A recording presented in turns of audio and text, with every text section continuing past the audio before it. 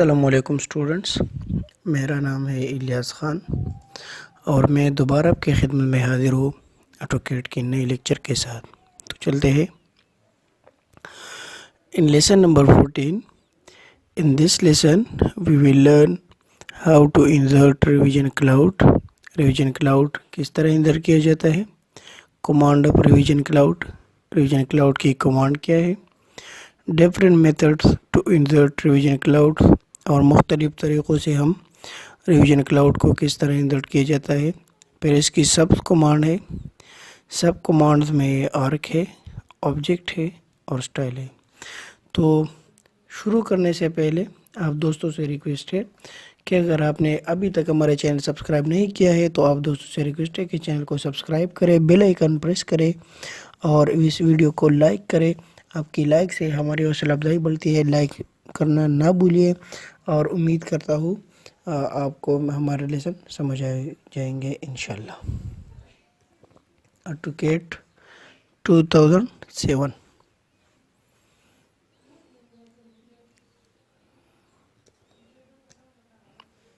First unit set करते हैं। Architecture 0.0 inches, okay. Dimension set करते हैं।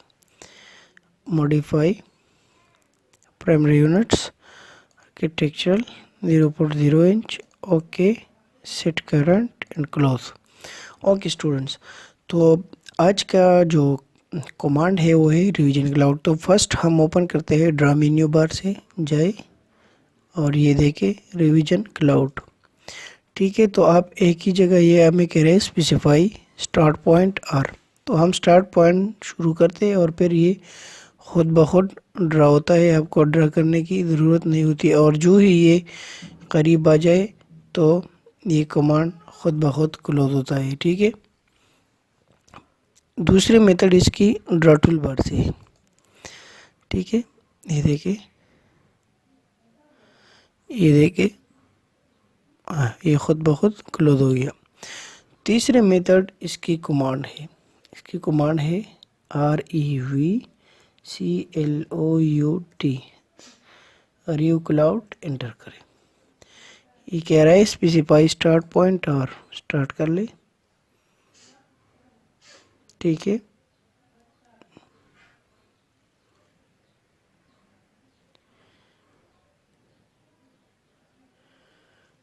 ये देखिए। ठीक है, तो ये होता है रिवीजन क्लाउड और हम इसे वो बादल वगैरह के लिए यूज़ करते हैं, कहीं पे ये डिज़ाइन करना होता है। ठीक है,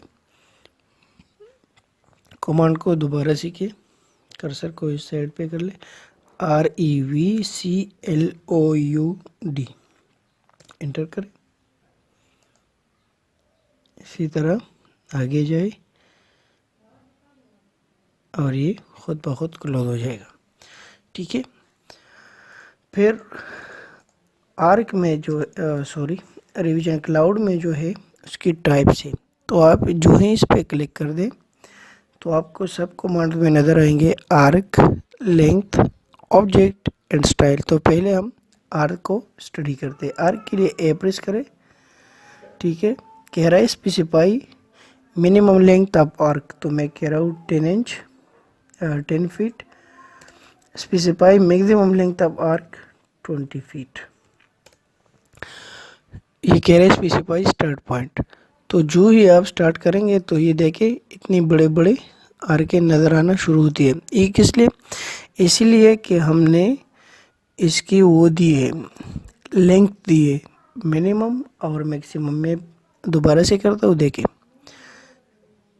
मैं आर्क क्लिक करने से पहले ए लेके एंटर करें। Specify minimum length 5 feet, specify maximum length 15 feet और कह रहे हैं स्पेसिफाई स्टार्ट पॉइंट। तो जो ही आप स्टार्ट करेंगे तो ये देखें ये अवेज की जो आर्के है ये वो दूसरे से थोड़े कम हो गए। ठीक है, तो ये होता है आर्क लेंथ। अच्छा दोस्तों, आगे जाते हैं रिवीजन क्लाउड में। फिर कमांड है ओ। तो ऑब्जेक्ट के लिए ओ एंटर करना है। ओ किस तरह होंगे?